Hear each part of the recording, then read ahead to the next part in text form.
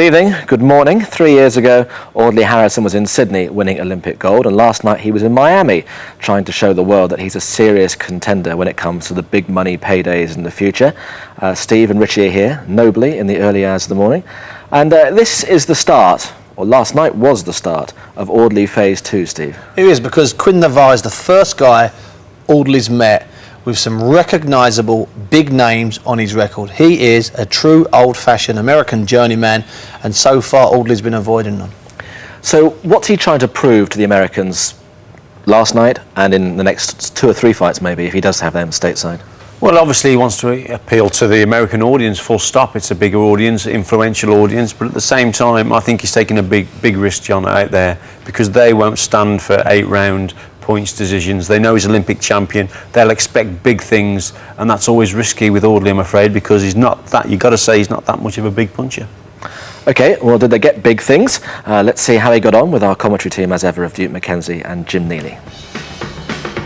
South Beach, Miami, the venue for fight number 12 as a professional for Audley Harrison, who 3 years ago this month became the first British boxer in some 32 years to win a gold medal at the Olympic Games. Well, a lot has happened since we saw Audley Harrison reach the Olympian heights in Sydney.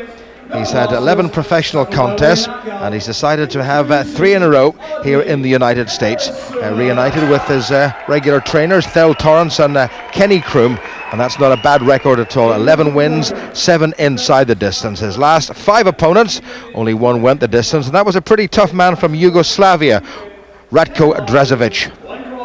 Harrison weighing in at 252 pounds. That's about 5 pounds heavier than the last time, and he's only a couple of pounds heavier than this vastly experienced man, Quinn Navarre from Louisiana, who's been in with 2 former world champions, Larry Holmes and Buster Douglas, and a couple of world title challengers.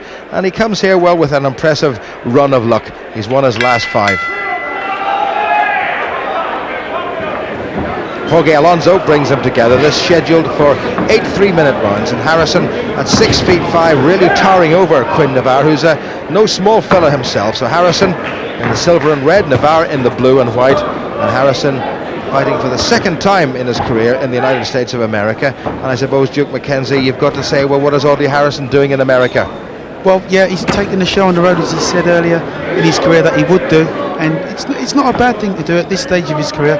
You know, he wants to go away and just fight somebody of a different style and see what it's all about.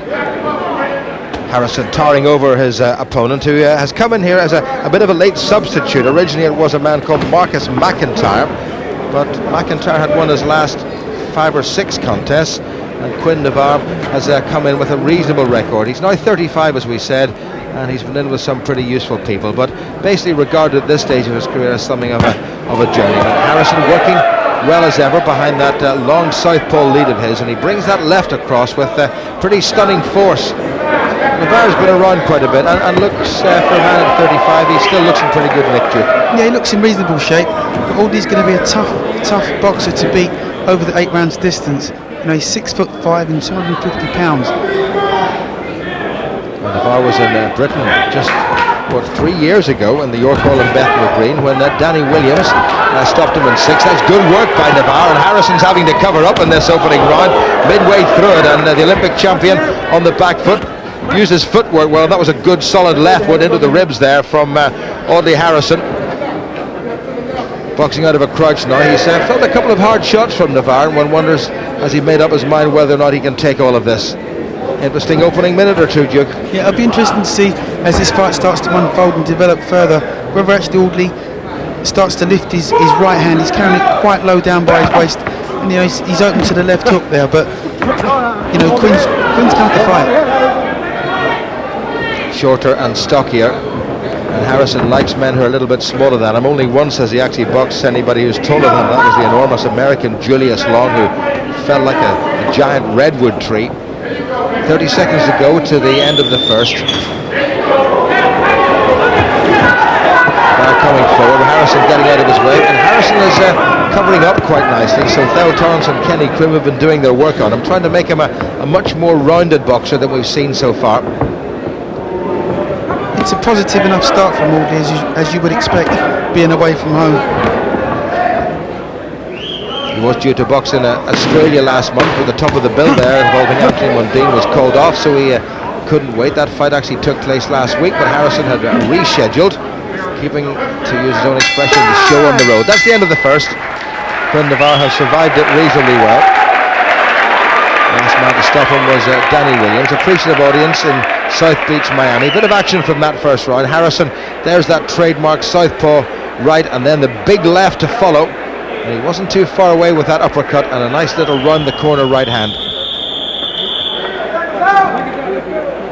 So nearly 3 minutes of professional boxing successfully negotiated by the 2000 Olympic super heavyweight champion Audley Harrison. Quinn Navarre in the blue has been a professional for over 10 years, and he's been in with people like Larry Holmes and Buster Douglas, Andrew Gallotta as well, who's thinking about making a comeback to professional boxing in the United Kingdom. A busier first round, as we saw by the statistics there, for Audley Harrison, but that's what you'd expect. That's exactly what you'd expect. See, Audley's picked up the guard now. He's got his hands nice and high, and he's working head and body against Navarre. Well, Harrison's height and reach really starting to come into play at the start of this second round, and he's cut off the ring quite nicely. He's given Navarre no room in which to move whatsoever. And Harrison, I think, fancies this. The hands have dropped now, and I think he realises that this is, this opponent is there for the taking. He certainly looks very purposeful, Harrison. Decided on a 3-fight extravaganza in the United States. And who knows what might happen. But the heavyweight division in Britain, Duke, is pretty healthy at the minute. It's very healthy. We've got a lot of young fighters coming through. You know, there's Michael Sprott coming through, Mark Quent's coming through. You know, we've got the old boys on the scene, Danny Williams and Co, and Herbie Hyde. There's even Henry Akinwande. There's several fighters there, domestic fighters that you know, he should be fighting, or he could fight a little bit later on down the road. Well, he's always been his own man, Audley Harrison. Midway through round 2, scheduled for 8. Jorge Alonso had to break them up. Good work behind that left by Quinn Navarre, but nothing much behind it. There's 20 victories in 41 professional fights. He's actually stopped 30 victories, I should say. He's stopped 20 opponents, so he's not a bad puncher at all, but I don't know that he's going to get near enough to Harrison to bother the big Briton. Audley's a big guy, 6'5", and you know, it will take an exceptional shot from an opponent like this to take Audley out of his stride, or even to knock him out. Audley's just a little bit too busy for Navarre right now. Well, Harrison's about 10 pounds lighter than he was when he made his professional debut in April of 2001 against Mike Middleton, whom he stopped in one round. I think we'll all remember that one. 3/4 of a minute to go to the end of the second. Harrison seemingly well in control and steps back and invites Navarre to come forward, and old pro that he is, he's not going to make that mistake. Harrison not too far away with a nasty looking right hand. Navarre doesn't want to be in that corner. Audley's just doing exactly what he wants to do. He's got this fight well under control. Took a little chopping right hand from Navarre, but he set his man up very nicely and picked his target, and he found his target. Harrison stalking Navarre, who's looking very warily. Good little short left uppercut went in there from Harrison. Showed a lot more variation in this round, and there's that left, and Navarre better watch that. Bell came, had to go twice. Harrison looking very good, and he's actually going a lot more to the body than I've seen him in previous contests, Duke, trying to draw the guard down. Yeah, he's looking a lot more purposeful in this fight. Again, working head and body, which is nice to see. Obviously his corner in Phil Torrance, they're getting him to work in combinations, just trying to throw 2 or 3 punches in little bunches, just trying to put the combinations together, work a little bit more purposeful and get the result. Round 3, Quinn Navarre in blue, Audley Harrison, the 2000 super heavyweight Olympic champion, in white. Interesting, a bit of American TV, live action and a replay at the same time. Technology, wonderful. Wasn't that a wonderful left hand from Harrison? Oh, that was coming at the end of the last round. I'm not sure that Navarre is going to get up from that. And Harrison just eased out the southpaw right. And Navarre stood his ground. Instead of moving away, he stood there. And Harrison's reach and a wonderful, wonderful shot delivered with unerring accuracy. And Harrison has finished his man off in the third. Well, you could perhaps have predicted that.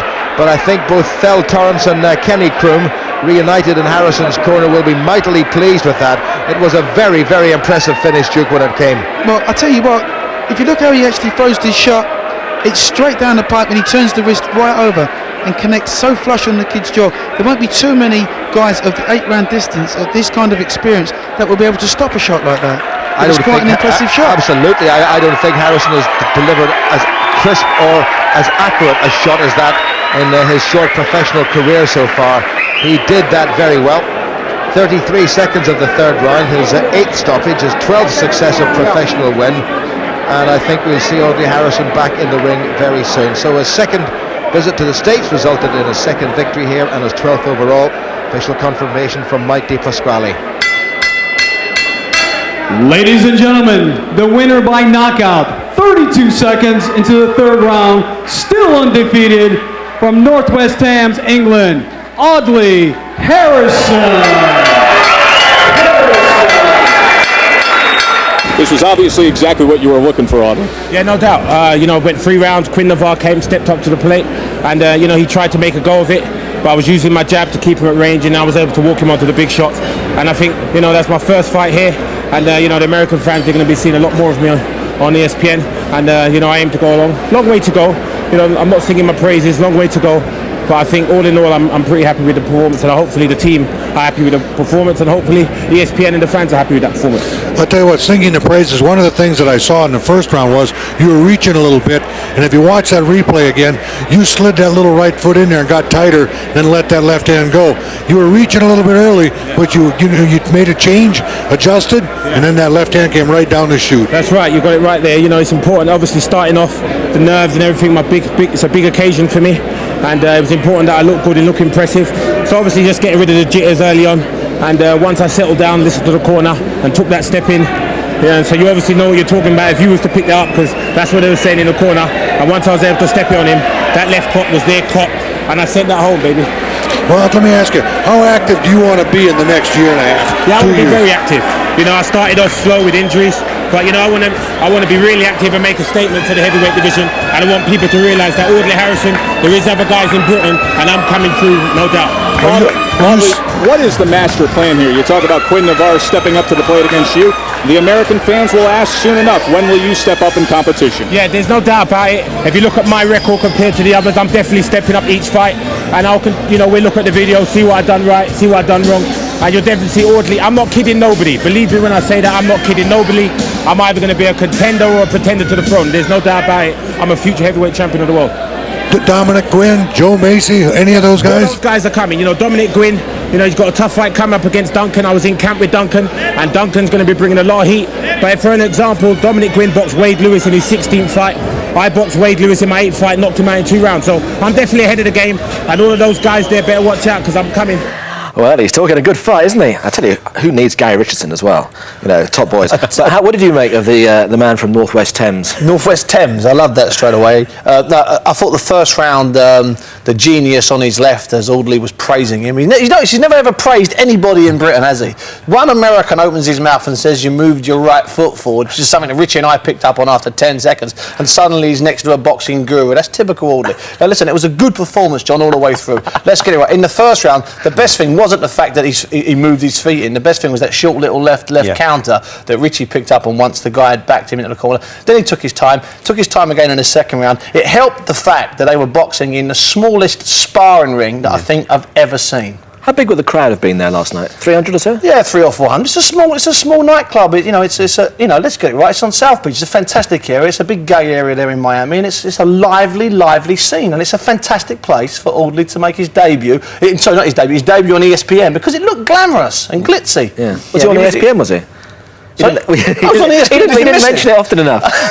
Listen, take the joking aside. That was a pretty handy punch at the end, wasn't it? Yeah, there was me saying at the come start on. it wasn't much of a puncher, but that was a great punch from Audley Harrison. Lovely straight left, teed him up with his rights, and then brought the punch through. Excellent shot, you've got to say. Take your hat off to him. Excellent punch. But you have to say that the guy was tailor-made for him. And he was a perfect opponent to actually impress people. It was an impressive performance, but Audley was in control right from the word go. and he hit it on the head. He has definitely got to step up now. Now's the time he must step up in class. We've seen 12 fights of similar type of opponents where he's totally dominated, and now he's got to step up. Has he got to step up in size of opponent as well? Because everybody he fights, apart from the 6'10" beanpole that Jim Neely mentioned in the commentary there, everybody has been of a similar build. Yeah, well, how's he going to get on when he fights somebody who's 6 feet 5? Well, it'll be interesting when someone a similar size and similar weight actually tags him and catches him on the chin. Yeah, it's going to be interesting. That's a question that's got to be answered. But yeah, he's got to definitely step up. I mean, Steve, we've mentioned a few opponents, but I just now believe more than ever that he's got to step up now, because people are going to start getting impatient, John. We need to see him against some quality opponents. What's got to happen, John, is that sooner or later he's going to fight a guy, even a journeyman like Quinn Navarre, a good journeyman like Quinn Navarre. He's going to fight a guy like that who's going to do his homework, who's going to realise that I'm facing a guy who's 6'6"-ish, who can move well, who's got a good jab, not that he used it in Miami last night, and who's a southpaw. Now, as soon as the opponent starts to prepare for Audley, then it could be tricky. Quinn Navarre got in there, 41 fights, fought like he'd never faced a guy who was 6'5" and never fought a southpaw before. I mean, his only way of overcoming it was fighting like some pub fighter, on some horse fair in Slough, where he just rushed forward with both hands flailing. Of course, Audley, by this stage, he spent 2 months up in camp. He's crossing and doing all sorts. He was inventing cross-arm defences. I've never seen anything like it. He was going through the motions. In fact, he was like John McKirrick doing a tic-tac-toe most of the time. People in the back put bets on. But the bottom line, or maybe the top line of that, is anybody who says Audley Harrison can't punch, and there are still people who say that, you can't dispute how he finished that off. Finish was great. He did get close. That was a short left cross. He's 18.5 stone, going on probably 19.5, getting in the ring.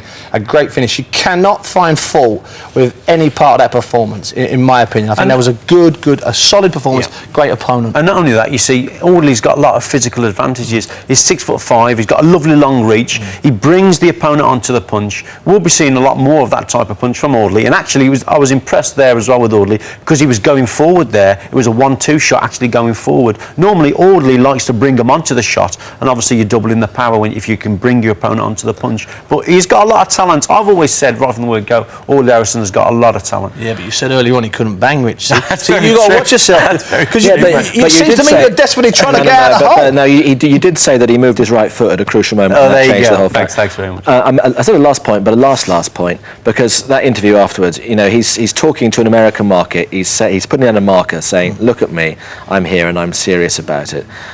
How do you think the Americans will respond to him? I think they'll love him. I've got to be honest with you. I think they'll love him. When he boxed last year on the Gatti Ward undercard in Atlantic City, he was called Alan Harrison. He was called Audrey Harrison. He really was, and he wasn't shown on American TV. He never got the chance to open his mouth. The Americans are like him because they saw there a big guy knock someone out and then open his mouth and talk, and they'll love him.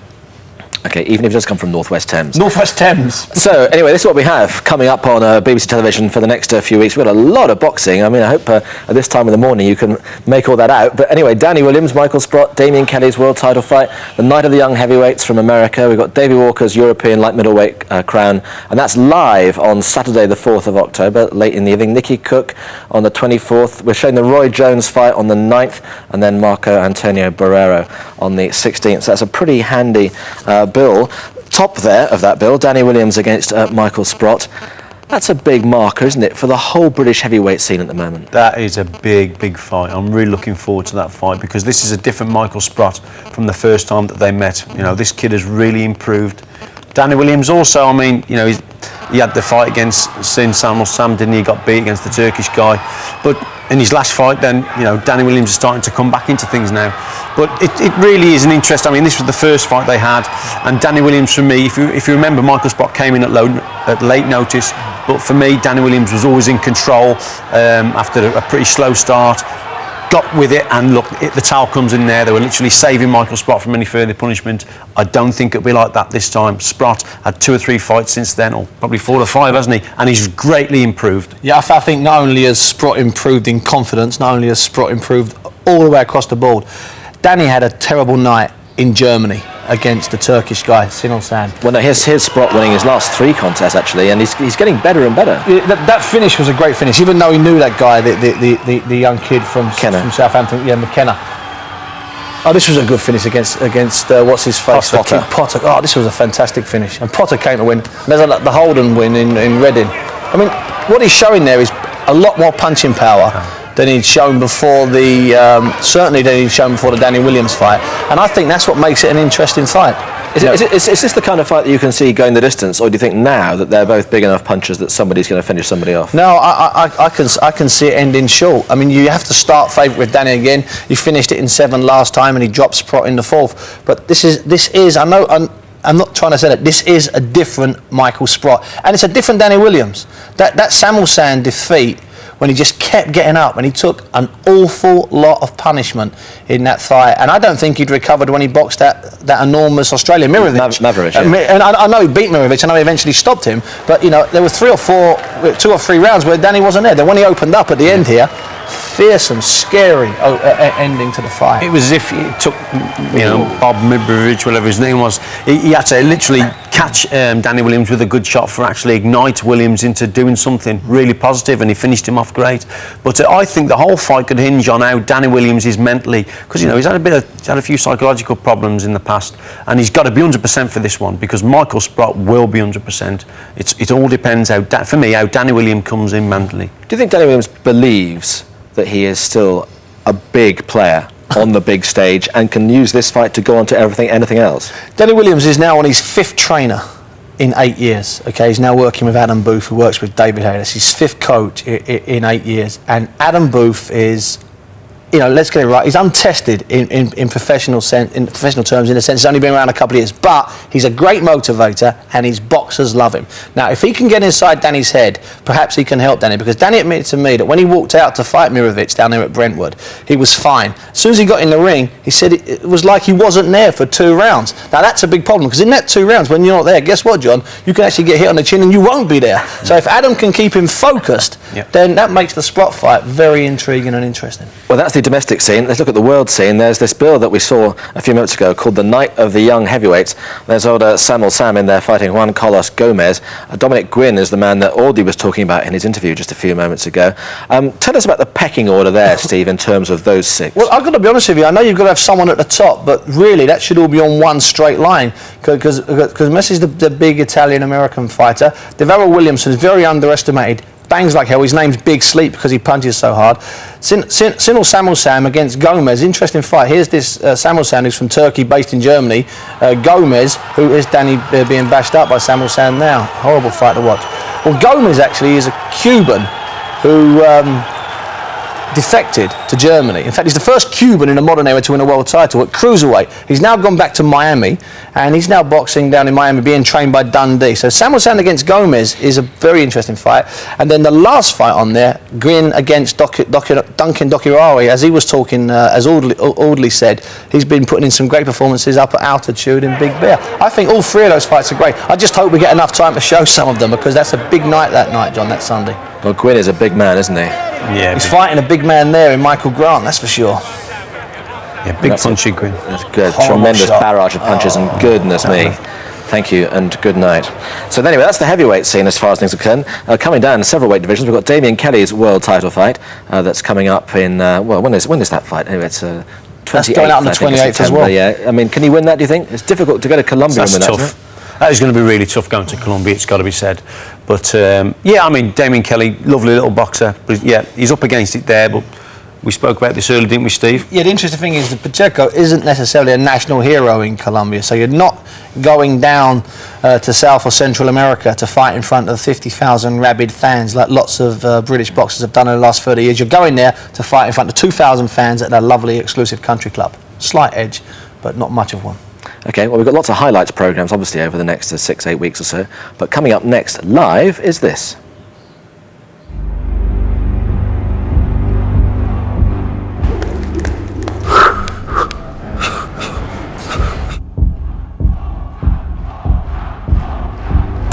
Double jab right. And the hook.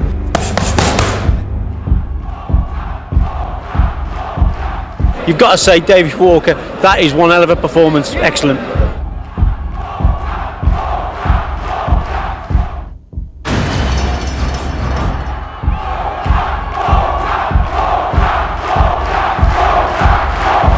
Walker Walker swarming all over him. Shot by Walker. The dynamite starts to explode. Absolutely amazing. David Walker. He will not give up. He will not give way.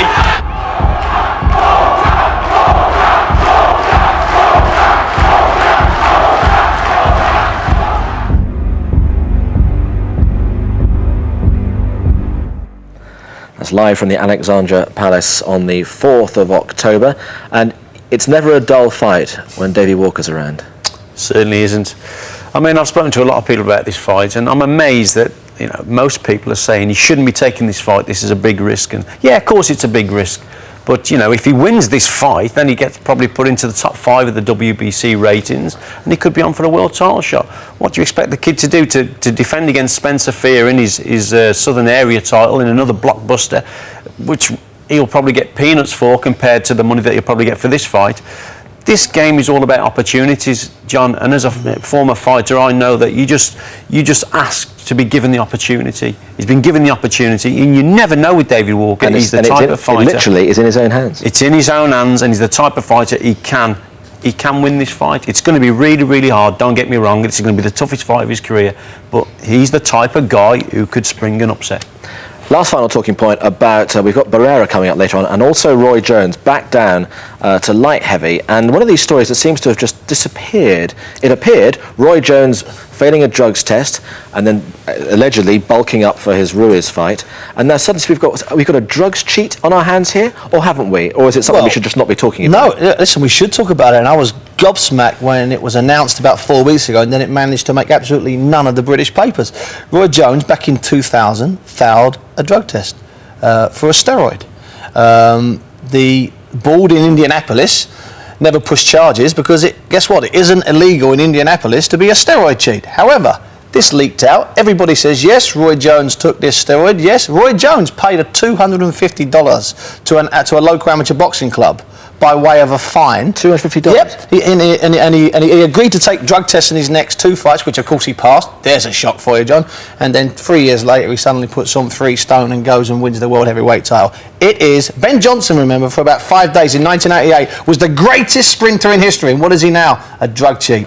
Yeah, I was just thinking about US track and field in Paris, and you sort of run equates with US boxing officials. You just wonder, anyway. So, but anyway, notwithstanding that, a great fighter. And is that a rollover for him, or is that? No, not at all. Because I think it's going to hurt him to get down to that weight unless they've done some kind of deal, bit of skullduggery to make the fight at a different weight. Tarver's an awkward and slick and determined fighter. Plus, they genuinely dislike each other. We were out there. I was out there earlier in the year. Saw them. They hate each other when they're face to face. Final word on Audley, quickly.